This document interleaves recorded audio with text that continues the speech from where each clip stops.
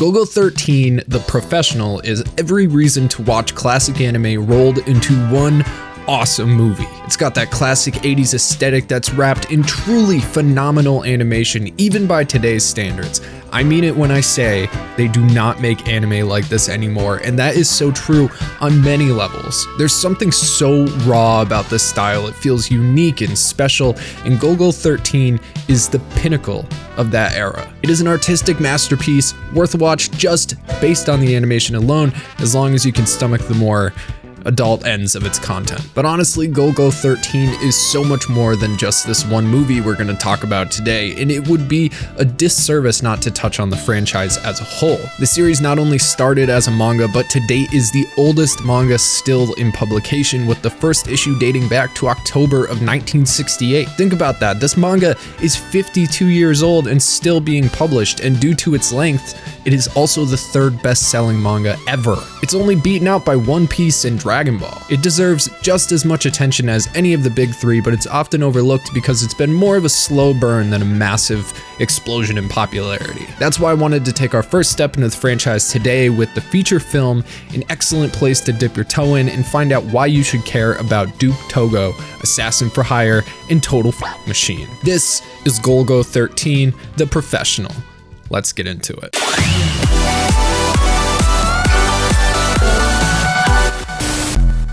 What's up guys, Mike here. Quick announcement before the show. I know the holidays are coming up and it really sucks trying to find people gifts this year with the virus and whatnot, but honestly, and I've been doing this for years, when I don't know what to get somebody, I buy them a disc plate. They're super sleek, cool metal posters that magnetically stick on your walls so you can interchange them. Whether it's movies, music, anime, video games, there is literally something for everybody there, and if you're buying for a bougie schmuck, throw on a frame. Better yet, as incentive, we just put out a brand new disc plate that we commissioned from the delightful Kumi, known as @Happy3939 on Twitter, featuring our mascot Papu in a shoujo style and a DDR machine in a little Bonsai Pop arcade. It's awesome. And right now it is only at Displate. So if you need a gift for someone this season and don't know what to get, just click the link in the description and check it out. I've personally curated a bunch that our audience in particular will love, but as long as you go to their site through our link, anything you buy helps support the channel. That's how I've been able to get this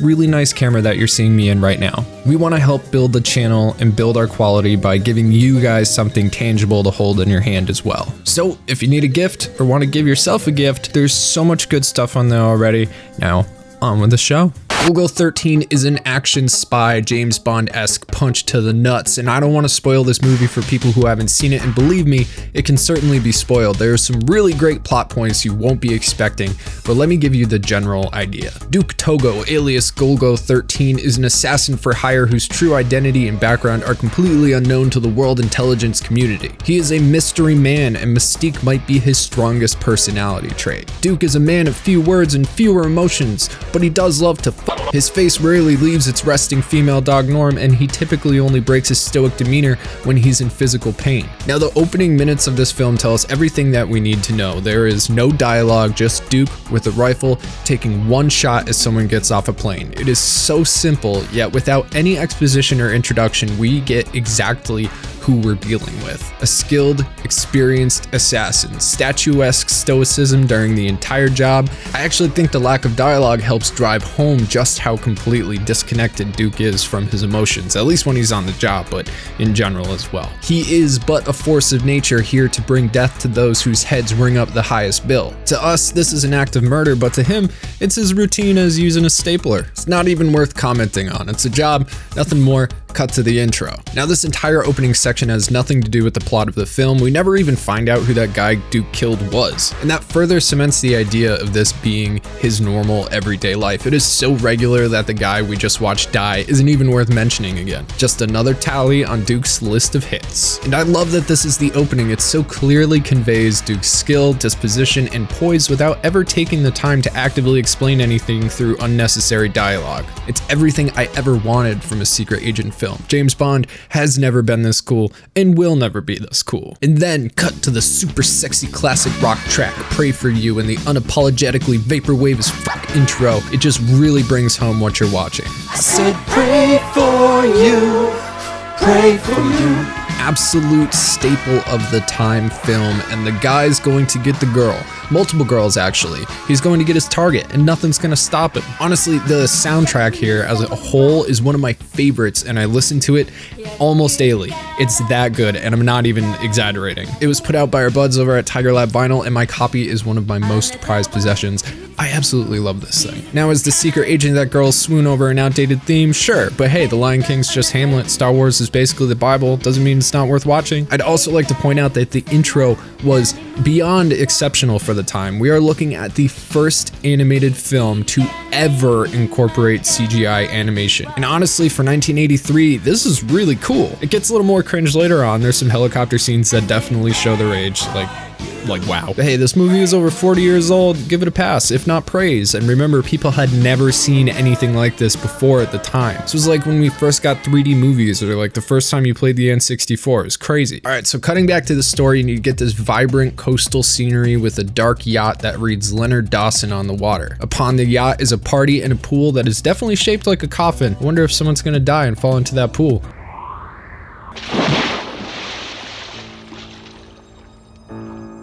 I'm a cinematic genius. So let's back up a second. This dude Duke just shot is named Robert! And he is the son of the yacht's owner, Lawrence Dawson. Duke climbs up a lighthouse to make this shot, yet despite pulling a gun on the lighthouse butler,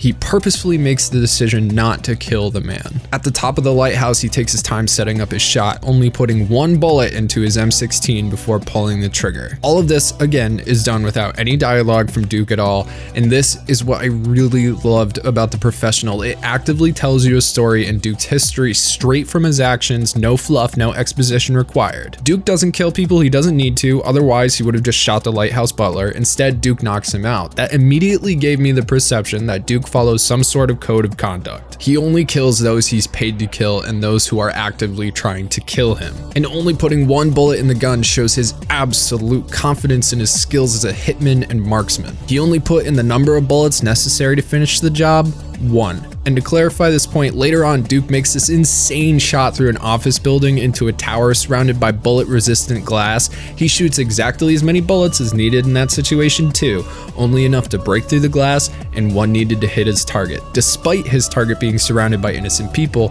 the act of showing Duke using one bullet for this kill is to reinforce the idea that he never misses his mark, that he is the master with his rifle. He always gets his target. Also, it's just the coolest thing ever. And then he starfishes hardcore underneath some woman we never see again and gets his next assignment. Ends up sleeping with another woman, kills some people. Basically, that seems to be his average life. Kill someone, convey no emotions, sleep with a hot lady, and then watch them have the big O while he barely participates unblinkingly. Gotta relax sometimes, you know? It's not his fault he's so naturally orgasmic. But as the Duke completes his next job, he is fired upon and attacked by unknown sources, later revealed to be multiple sects of the American government. When they can't get Duke, they start going after the people who help him, his informers and weapons dealers. It turns out that dude who named a yacht after himself, Leonard Dawson, is using his massive fortune and political sway to bring all 9 circles of hell down on Duke in an act of revenge for his son's untimely murder. Dawson spares no expense in going after Duke. He forces the FBI, CIA, and the Pentagon into attempting to kill Duke. As attempts fail one after another, he gets more desperate, employing more and more risky people to kill Duke with no respect for those who might get hurt in the process. Again, I don't want to spoil the whole film, but the first of these new attempts is employing a genetically altered assassin named Snake. Not Solid Snake,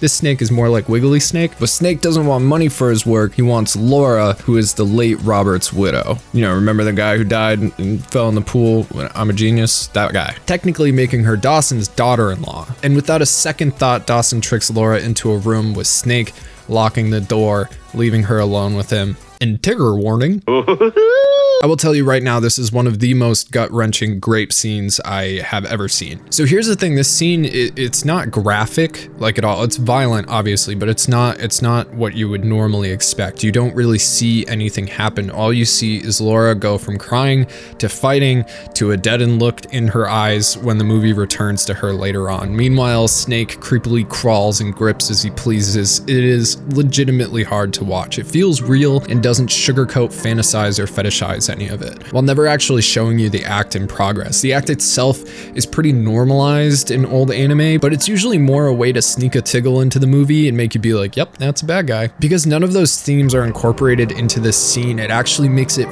far worse and more visceral, because all you have between her fighting and her defeat is your imagination. It is a very powerful and haunting experience that will for sure leave you grossed the f out. Anyway, I don't want to get any further into the plot because you gotta watch this movie, but I also want to be honest with you. The story kind of fails at some parts. For instance, it could be seen as a vastly outdated look at women, only being used for objectification to play into some fictional male fantasy. Golgo 13 would have you believe that the world is overflowing with women desperate to fall over your pogo stick because you're a tough guy. Even the really cool character Rita, who is a weaponsmith and automobile modder, ends up following this path with Do. And I get it, it's the early 80s, but it's definitely a bit much for today's standards, at least some people's standards. That being said, another way to look at it is that these are more empowered women in control of their wants and desires in their body, who do what they want when they want and don't give a shit. That's called interpretation, and I prefer the latter. Though knowing what I know about Japan, it is highly likely the former was in the creator's mind. However, with time, things change, and I think that my perspective on it has some merit considering the 21st century modern woman.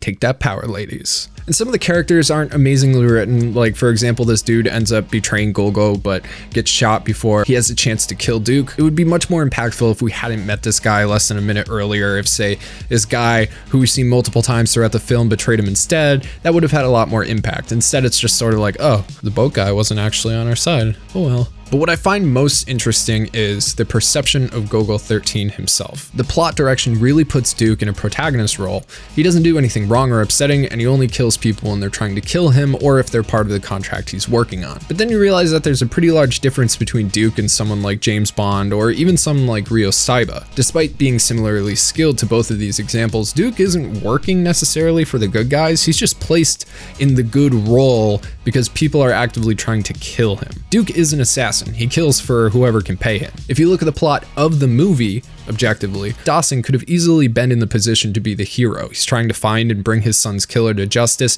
but that's not the perspective we're given. And it turns out Dawson is a super sick fuck and ends up going way too far in his attempts to kill Golgo. So what we find at the end of the film is that there really isn't a primary good guy, like lawful good guy to root for. We're given an anti-hero. But I like anti-heroes, so I mean, in the end, I still love this film. It's awesome. I think what I'm trying to say is that this movie isn't necessarily going to win any awards for foundational plot or character progression. You really aren't supposed to learn anything from anyone. There's no role model to follow because the primary person is a fucking assassin. There's no underlying theme or lesson that you may have missed. It's just awesome to be awesome. It's worth a watch not only because there's a lot of history in this film, but because it's a ride and one that you won't want to get off. Golgo 13 is pure fun, except for that one really awful scene. The fights are great, the animation is beautiful, it's just important to go in with the right mindset that you're watching something old. That being said, it holds up extremely well besides the 3D helicopters. It's from a time where the anime world was at a point where you can make a hand-drawn blockbuster without necessarily having to worry about it being an isekai or having the correct waifu criteria. Golgo 13 is a movie about a badass sex machine assassin because that's what they wanted it to be, and at the time they could do it and they did, and I think that is a beautiful thing. So if you want to check out Golgo 13, The Professional, I encourage you to do so. It is a fun watch. It is my kind of film, but I think it's important that if you're a little uptight, you go in with an open mind, and I promise you won't regret it. Hey everybody, Mike here. If you're still here at the end of the video, I just want to send you a very special thank you. Don't forget to check our link down below for displate.com. You can go there, get a present for yourself, get a present for somebody else, buy our own art, which is very, very cool. As always, special shout out to one of our beautiful Super Saiyan gods, Kurtlo. Thank you so much for being one of our top patrons. Our lucky patron of the week, Captain Tiger Lily, you the best, and our top patron, Alpha Sigma. Guys, don't forget to follow us on social media and check out every single one of our other videos. And if you like what you see here and you want to see more, subscribe because this is what we do. Anyway, I'm Mike.